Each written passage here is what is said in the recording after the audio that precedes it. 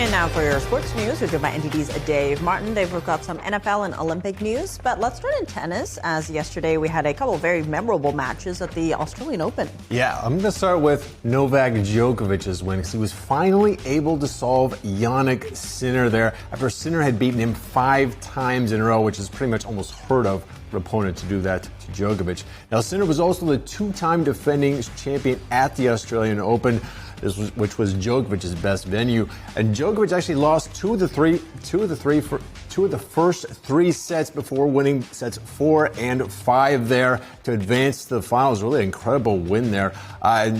Sinner having 8 break point opportunities there in the 5th set.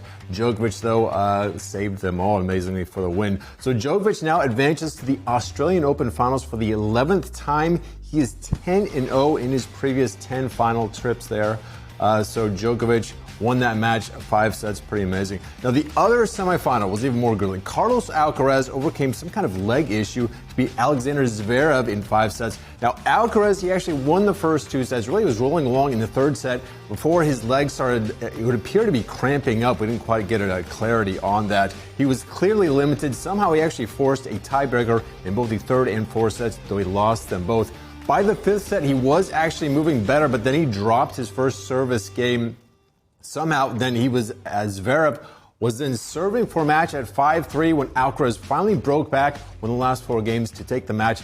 5 hours and 27 minutes it took for him to actually beat him. That's a semifinal record at the Australian Open in that grueling heat there. So a big win for him. So Djokovic versus Alcaraz in the Australian Open finals on Sunday. The women's, Aryna Sabalenka versus Elena Rybakina. I think I got those names right. All right, that'll be Saturday morning, so later tonight, really. All right, well, got all that? Big matches and long names.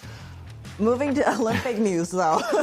Alpine ski racer Lindsey Vonn crashed earlier today during her final downhill race before the Winter Games. What is her status going forward? It seems unclear at this point. Now, she said she injured her left knee during a crash today and that she's discussing the situation with her doctors. She also added that her Olympic dream is not over. Now, it certainly didn't look good that she was airlifted by helicopter off the mountain today. Now, Vonn, who's 41, she's already had a pretty amazing comeback story over the past year. Now, she had been retired for 6 years before coming back a year ago in November. In fact, she skis with a partial titanium implant in her right knee, not the left one, which was what she injured today.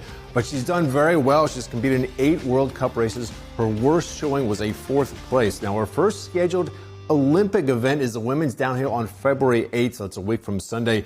But it'll be held in Cortina d'Ampezzo, where she holds a record of 12 World Cup wins.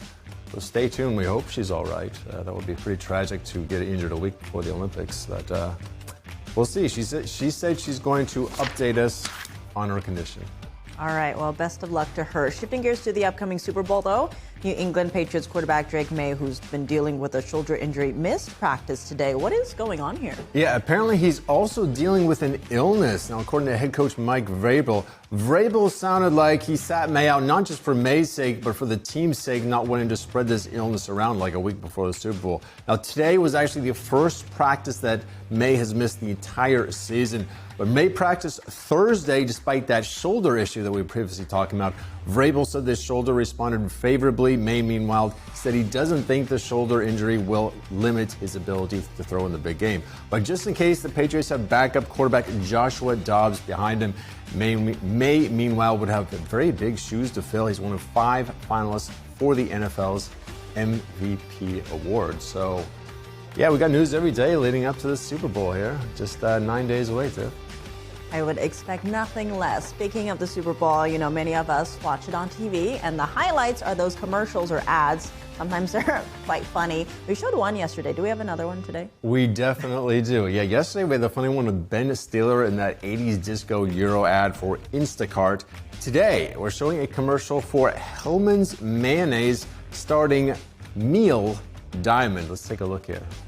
Nobody in the meeting stood up for me, and I was like, okay, guys, I led this project. I was born in this deli. What? I didn't say anything. I was born in this deli.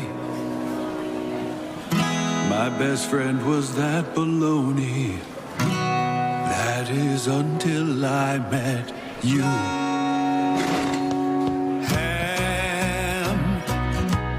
Ham, touching cheese, touching you. Sweet sandwich time. Hellman's makes it taste so good. This is how I make friends. I'll twerk you while I'm walking by.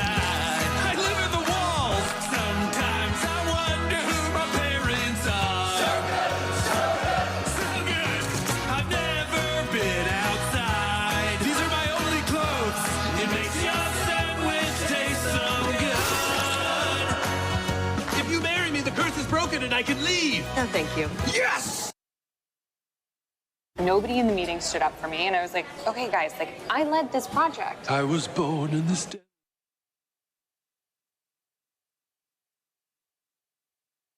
Diamond, I guess that's, Neil's lesser known younger brother or something like that. And that was Elle Fanning there at the end, if you didn't notice that. I did recognize her. I figured you would. I didn't recognize Andy Samberg there, but that was a pretty funny one. We'll see what you have next week. I am looking forward to this. Well, Dave, as always, thanks for joining us. Thank you, Tiff.